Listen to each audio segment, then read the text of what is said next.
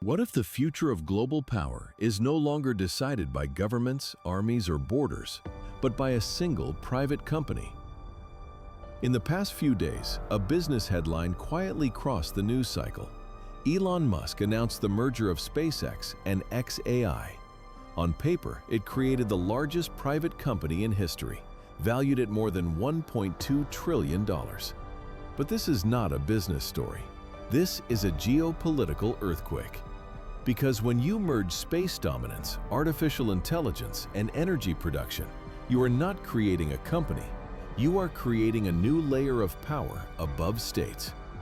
Today, you'll understand why this move could reshape global hierarchy, accelerate the US-China rivalry, and open the next era of geopolitics, astropolitics. For decades, geopolitics was shaped by states, armies, and energy resources. But the 21st century added new battlefields: space, data, and computation. Elon Musk is not simply a billionaire entrepreneur.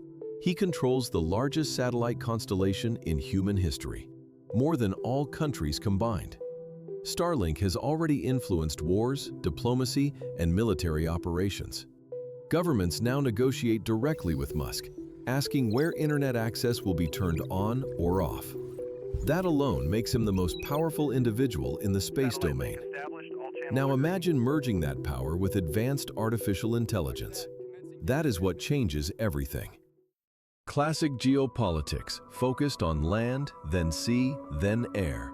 Astropolitics argue something far more radical. Whoever dominates space controls Earth. Satellites define military communications, intelligence, surveillance, navigation, financial systems, and modern warfare itself. Space is no longer science fiction, it is infrastructure. And SpaceX doesn't just participate in that infrastructure, it owns its backbone. By merging with XAI, Musk connects space infrastructure with decision-making intelligence. That combination has never existed before at this scale. Most people think artificial intelligence is limited by algorithms or chips. It's not. The real bottleneck is energy. Modern AI requires enormous data centers, consuming massive amounts of electricity.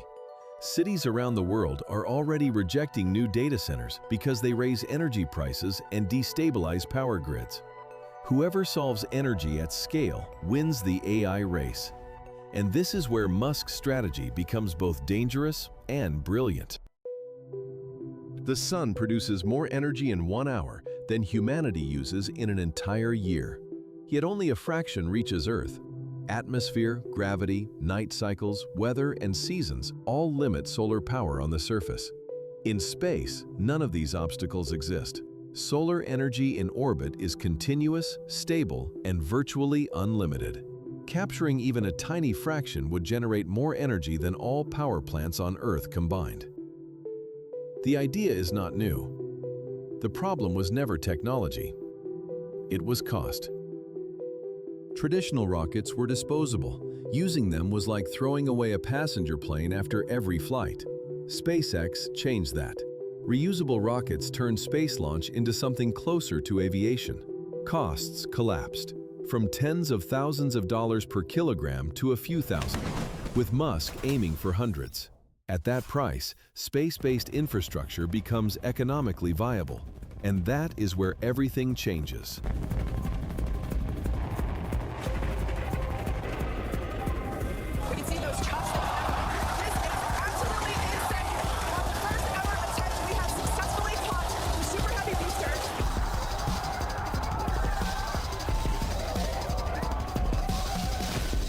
Go ahead, talk to me, sir. Chip avionics power function nominal. Instead of sending energy back to Earth, why not move the data centers to space? In orbit, energy is abundant, cooling is natural, land is unlimited, and politics disappear. No zoning laws, no local opposition, no grid overload. Even NVIDIA's CEO acknowledged that operating chips in space could be cheaper than on Earth. With SpaceX lowering launch costs and XAI demanding compute power, the logic becomes inevitable. AI infrastructure migrates to orbit. This is not science fiction, it is a roadmap. Historically, space programs were state-run. NASA, Roscosmos, CNSA. They were slow, political, and bureaucratic. Private companies operate differently. Faster iteration, higher risk tolerance, long-term vision. The same thing happened during the age of exploration, when private companies expanded empires faster than governments could. Space is entering the same phase. And the United States, by allowing privatization, gained a structural advantage China struggles to match.